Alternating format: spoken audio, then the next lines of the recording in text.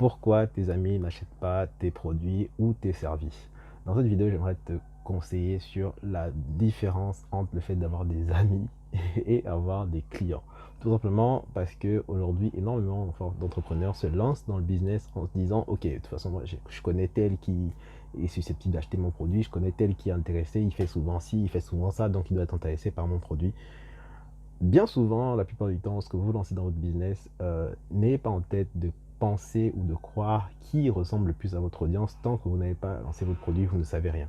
Honnêtement, il faut avoir l'humilité d'esprit de reconnaître que bien souvent, lorsque vous lancez un business, la plupart du temps, vos clients ne sont pas ceux que vous croyez qu'ils sont, à moins que vraiment vous ayez vraiment target, donc c'est-à-dire ciblé de manière très précise les besoins de ces personnes et que vous avez créé le produit en fonction justement, du moins la solution en fonction de ces personnes-là.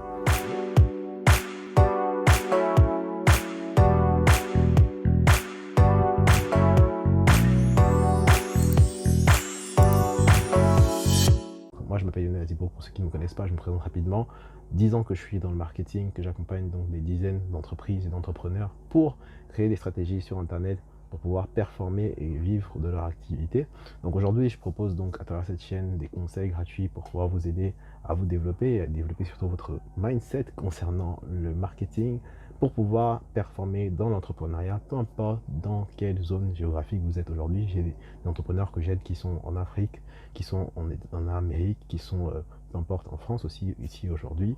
Mais le contexte est totalement différent. Par contre, lorsque vous apprenez une compétence et que vous maîtrisez quelque chose qui dure sur la durée, vous n'avez pas besoin d'un outil, vous n'avez pas besoin juste d'avoir un hack ou d'avoir une solution miracle.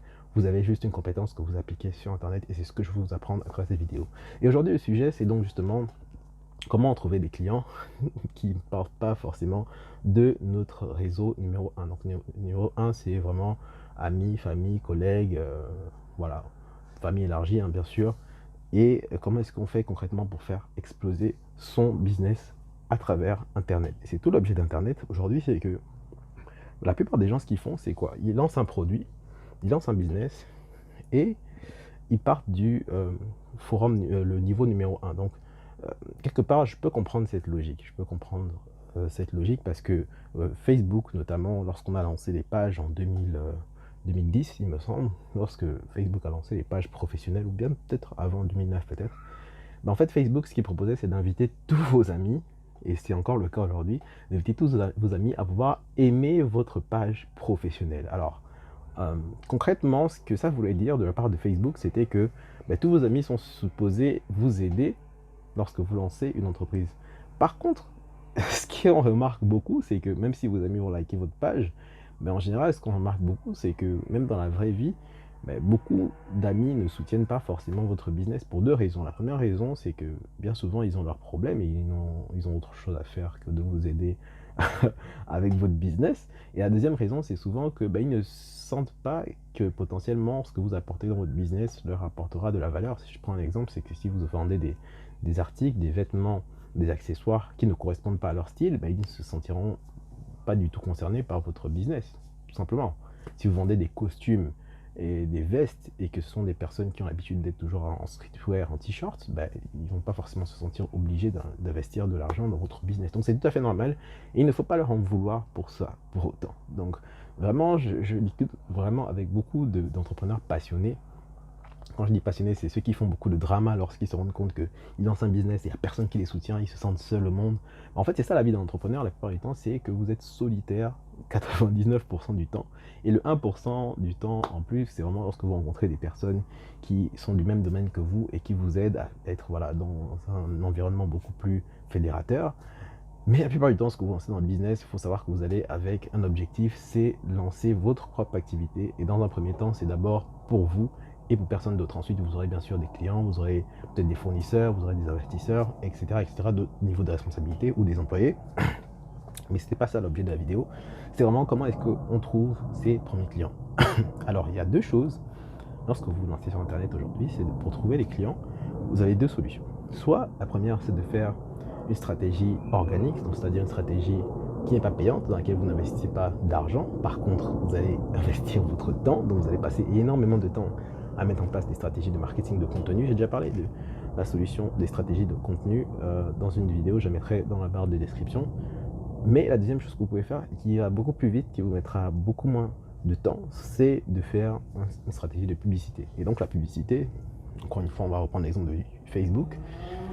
C'est une stratégie qui peut vous prendre beaucoup moins de temps à mettre en place, par contre, qui vous demande de l'investissement, donc financier. Parfois ça dépend du contexte, mais parfois ça peut être énorme, parfois pas du tout, mais qui vous donnera des résultats beaucoup plus vite, donc sur le long terme. Donc, je vais prendre un exemple très simple.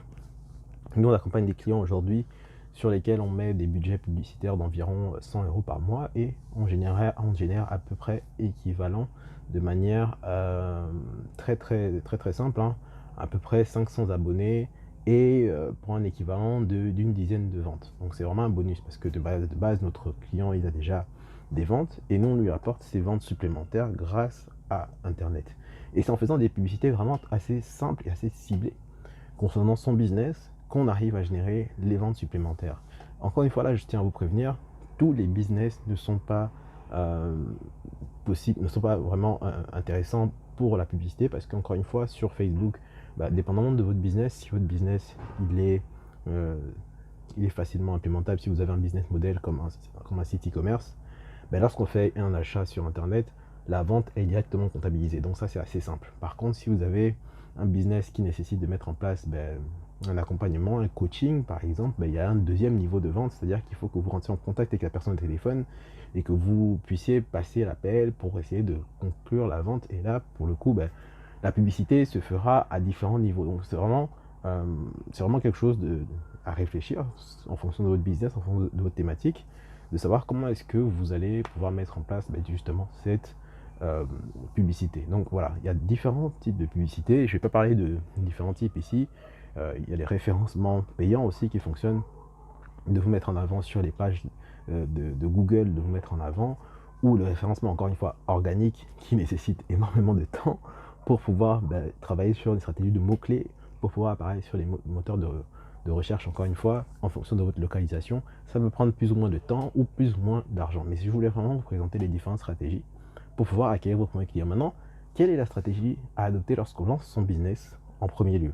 En fonction de votre situation, je vais prendre encore un exemple, c'est que lorsque vous lancez votre business, si vous êtes, admettons, un vendeur de chaussures, vous voulez vendre des chaussures. Je vais prendre un exemple qui me concerne un peu, et peut-être vous, si vous êtes originaire du même pays que moi, je suis originaire du Gabon, et au Gabon, il y a énormément de ventes qui se font déjà en ligne, et qui ne se font pas à travers un site internet. Donc, ce que je voulais vous montrer comme exemple, c'est qu'on peut faire du business en ligne sans pour autant avoir un site internet, parce que beaucoup ne savent pas que le site internet, ça reste un outil. C'est pas magique.